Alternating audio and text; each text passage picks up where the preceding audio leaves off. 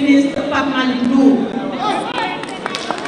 loolu de Pape Malick Ndour ku xam football ak ku xamul football buñ la nee Mbappé rek dëgg naa jàngal macha allah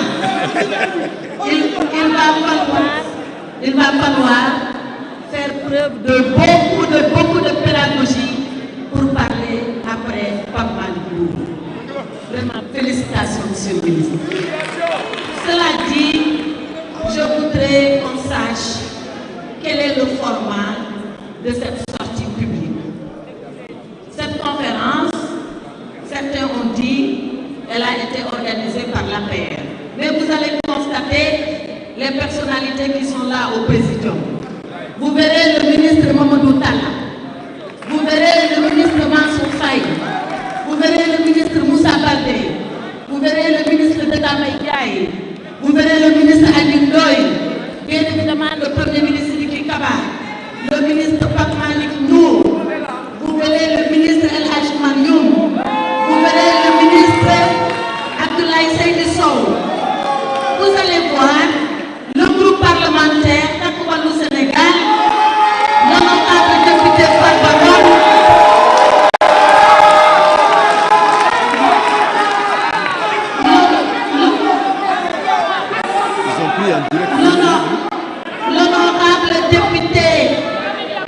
L'honorable député Abdou Mbow.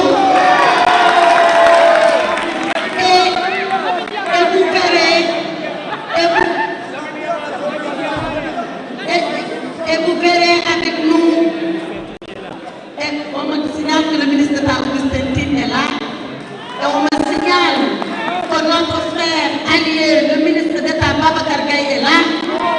Donc en réalité, le ministre Wargom est là, donc le ministre Biram Faye est là. Qu'est-ce que cela veut dire? Cela veut dire que c'est l'ensemble du gouvernement de Macky Sall qui fait face à la presse. Oui, le commissaire Keïta qui est là, effectivement, notre allié également. Donc vous verrez que c'est l'ensemble du gouvernement du président Macky Sall qui est là. Que ce sont l'ensemble de ses alliés qui sont là. Et c'est tous les Sénégalais de bonne volonté qui sont soucieux de transparence, de clarté et de vérité qui sont là. Alors pourquoi nous sommes là? Parce que le gouvernement a commandité un audit des finances publiques à la Cour des comptes. Le rapport de la Cour des comptes, il est intitulé Audit sur la situation des finances publiques, la gestion de 2019 à 2024, c'est-à-dire toute la période du second et dernier quinquennat du président Macky Sall. Mais personne n'est contre que la Cour des comptes fasse cet exercice. Personne. Parce que nag bu ko kenn fàtte. Cour des comptes bu toogee ba agsi fii tey ba doon li mu doon am doole bu mu am sañ-sañ bu mu am président Macky Sall moo ko gën a samp dëgëral ko jox ko ay jumtuwaay ne ko ay te demal nga liggéey. Cette personne-là, si elle avait quelque chose à cacher, si elle avait quelque chose à faire qui n'est pas conforme avec les prescriptions édictées par la loi, il n'allait pas mettre en place cet organe de contrôle des gestions successives de ces gouvernements successifs. Or, que nous dit ce rapport? Et notre excellent collègue Pape Malick Ndour l'a dit. Ce rapport, nous le rejetons 3 fois. 3 fois nous rejetons ce rapport. Nous le rejetons d'abord sur la forme, nous le rejetons sur le fond et nous le rejetons sur la finalité. Comme par hasard, c'est 3 F qui se suivent, la forme, le fond et la finalité. Sur la forme de ce rapport, Pape Malick Ndour l'a dit. Mais nous, on sait comment les audits se passent. Pour auditer quelqu'un, on fait l'exercice. Une fois qu'on a fini, on dit à la personne auditée, voilà ce que j'ai trouvé, qu'est-ce que tu en penses? Et la personne fait ses observations. Et une fois que la personne a fait ses observations, la Cour des comptes sort son rapport définitif. Dans cette affaire, jamais, au grand jamais, les ministres des Finances du gouvernement de Macky Sall, Amadou Ba, Abdoulaye Daouda Diallo et Yarhamou Moustapha Ba, qu'Allah l'accueille au paradis, jamais on a dit à l'un quelconque d'entre eux, qu'est-ce que vous pensez de cela? Personne. On a fait comme si l'interlocuteur de la Cour des comptes, c'est toujours les services du ministère des Finances avec les nouvelles autorités politiques. Voilà. Pour y parler de la raie, beaucoup de donc, le principe du contradictoire a été violé de façon flagrante par la Cour des comptes. Ce n'est pas ce qu'on peut appeler un audit. Toujours sur la forme. Moi, j'ai été étonnée parce que quand le rapport, on l'a eu, moi, j'ai tiré un document physique. Vous ne verrez aucune signature dans ce rapport. Qui a signé ce rapport? Qui a fait ce rapport? On nous a dit la Cour des comptes, d'accord?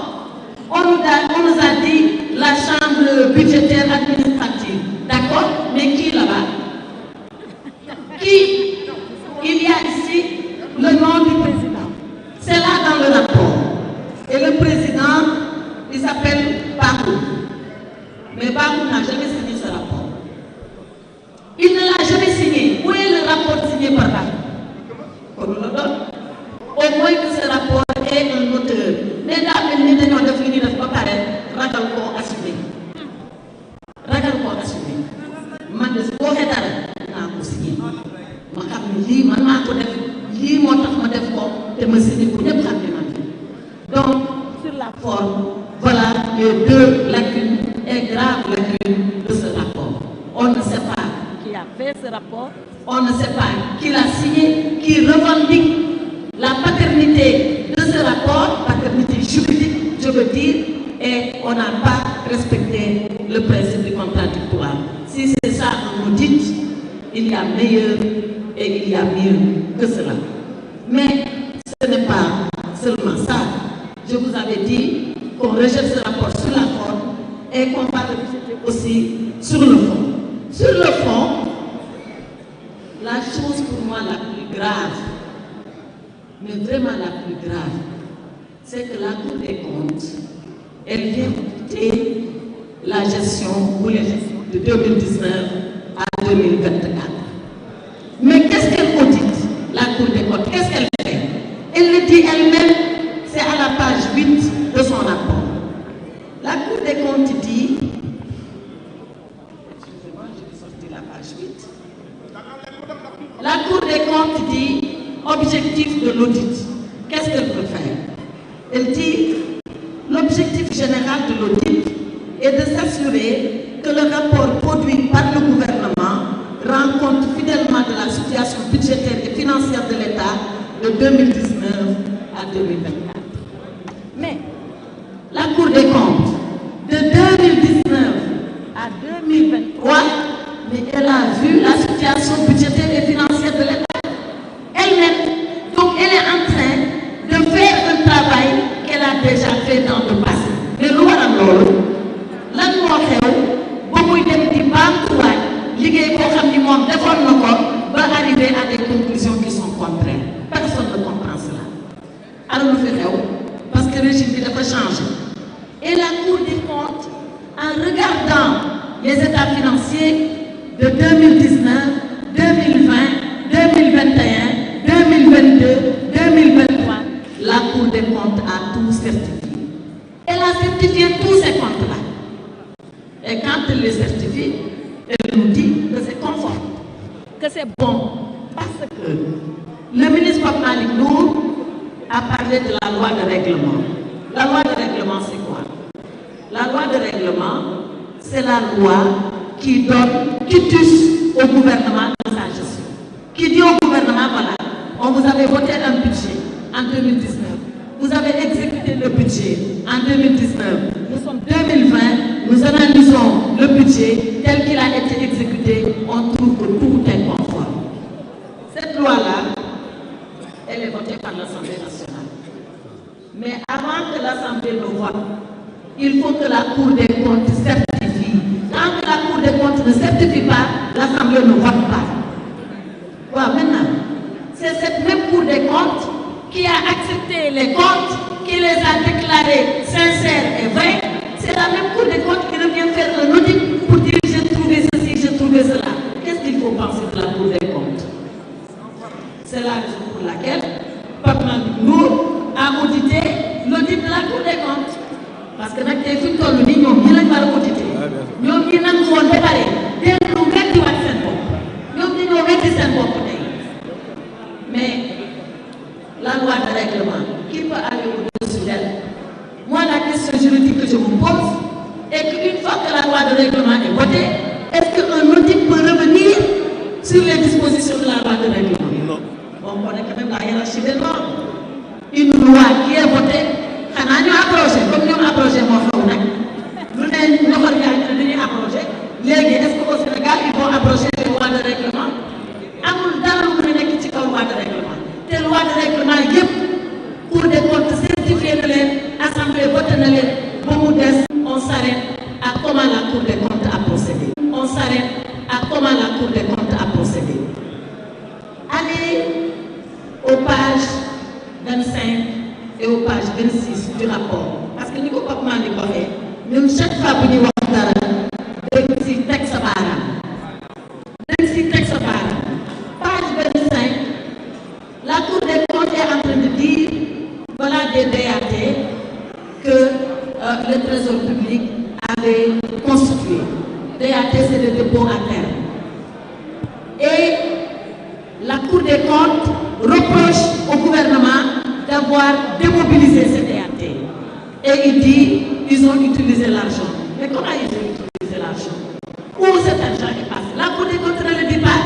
dafa mel ni ñoom dañu ñëw tamaate dëmm te duñu wax affaire bi naka la demee ak fu mu jaar ak nu mu mel ba ngay mën duur baaraam nga tax kii dëmm.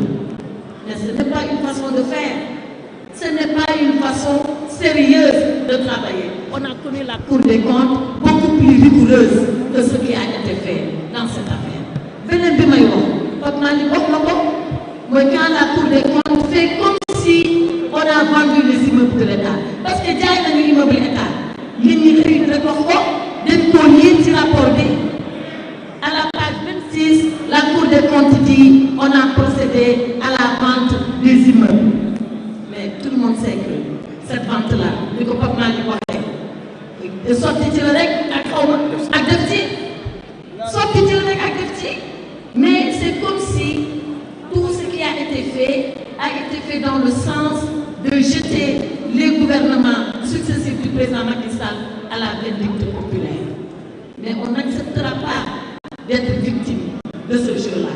Et c'est là où je voulais venir à la finalité. La finalité de ce rapport.